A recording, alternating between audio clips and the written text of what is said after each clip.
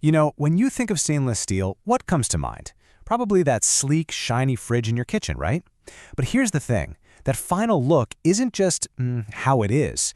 It's a very specific, deliberate choice, and we're going to get into exactly what that means.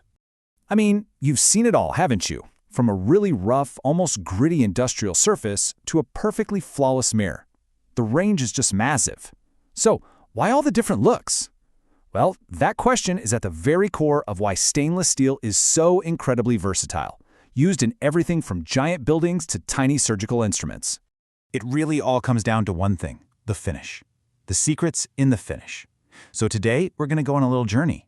We'll explore how these different finishes take a basic piece of steel and turn it into something perfect for its job, whether that's being super strong, super clean, or just super beautiful.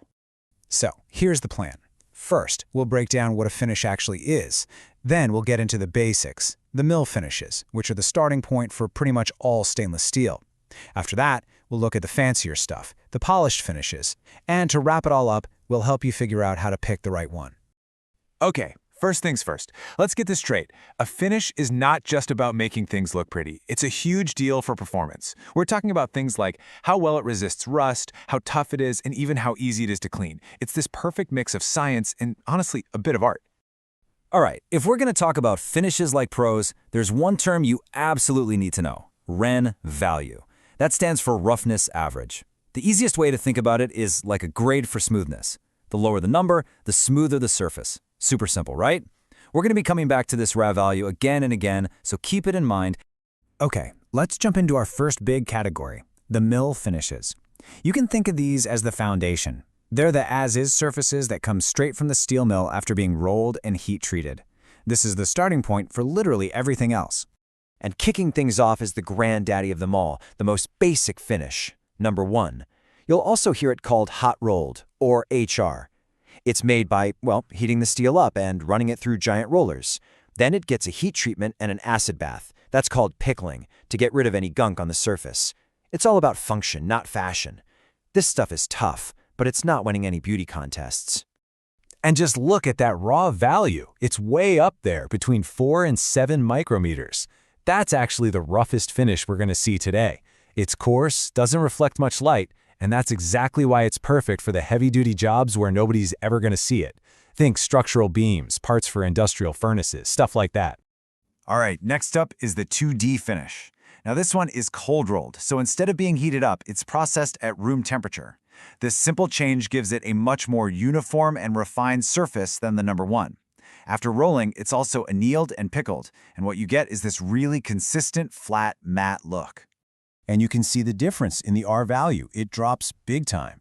So this smoother, matte finish is great for industrial applications where you need things to be a bit more consistent than a number 1 finish, but looks still aren't the main event. You'll find it on things like car exhaust systems or chemical equipment. Okay, now we're getting to the one you've probably seen the most, even if you didn't know it, the 2B finish. It's the most common and versatile of them all. The process starts out exactly like a 2D finish, but then it gets one extra game-changing step, a final light pass between a set of highly polished rollers. And that one little tweak, it changes everything. And the impact is massive. The R value drops even lower, and you get this smooth, kind of reflective surface. This is the finish you see everywhere. We're talking commercial kitchens, refrigerators, even pharmaceutical tanks. There's a reason it's the industry standard. It just works. So let's just put them side by side for a second. The 2D versus the 2B. The only real difference is that final skin pass with the polished rollers. But that one step takes the steel from being dull and matte to smooth and kind of reflective. That's what makes the 2B so much more useful for all sorts of everyday things. Our last stop in the mill finish category is the BA finish. BA stands for bright annealed, and the name pretty much tells you the whole story. The secret sauce here is that it's annealed or heat-treated in a special atmosphere with no oxygen. Why? Because no oxygen means no scale can form on the surface. You're left with this incredibly bright, reflective finish right out of the gate. And would you look at that ray value? We're getting into seriously low numbers now. The result is a super smooth, bright, almost mirror-like finish. But it's not just about looking good. A surface this smooth is incredibly easy to keep clean, which makes it really hygienic. That's why it's perfect for things like surgical tools or fancy kitchen appliances. All right, time to shift gears. We've talked about mill finishes, which come right from the factory. Now let's talk about polished finishes. These are different. They're created after the initial process, using mechanical abrasion. Basically, we're taking a base finish and using things like abrasive belts and brushes to create really specific textures and shines. And kicking off this category is one I guarantee you've seen a million times, the No.4 finish. You probably know it as a satin or brushed finish. To get this look, you usually start with a 2B finish and then polish it with a fine abrasive belt. That's what creates that classic, distinct one-way grain. This is that classic look you see on kitchen sinks, elevator doors, and all sorts of architectural details. And there's a practical reason for it.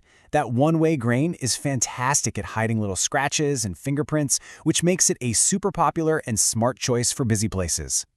Now, what if you like that brushed look, but you want to take it up a notch, make it a bit more elegant? Well, then you're looking for a hairline finish. It's in the same family as the No.4, but it's made using even finer abrasives. The result is these long, unbroken, really delicate polishing lines. The whole vibe here is about subtle sophistication.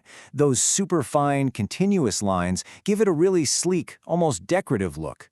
It's perfect for high-end appliances, fancy interior design, and that kind of detailed architectural work. It's definitely a step up, visually. And that brings us to the top of the mountain, the pinnacle of polishing, the No.8, also known as a true mirror finish.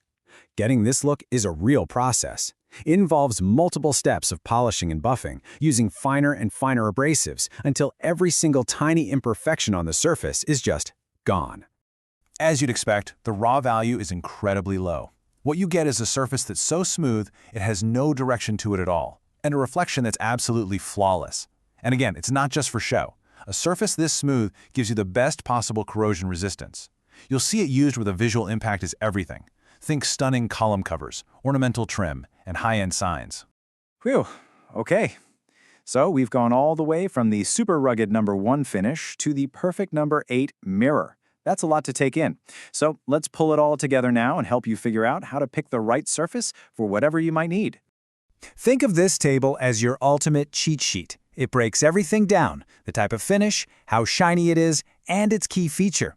As you can see, each one has a very specific job to do, and knowing the difference is everything. And that's exactly why a specialist supplier like Raykam Alloys makes sure to have all of these finishes in a whole bunch of different grades ready to go in their stock. So I guess there's only one question left to ask. Now that you speak the language of finishes, what's your steel gonna say?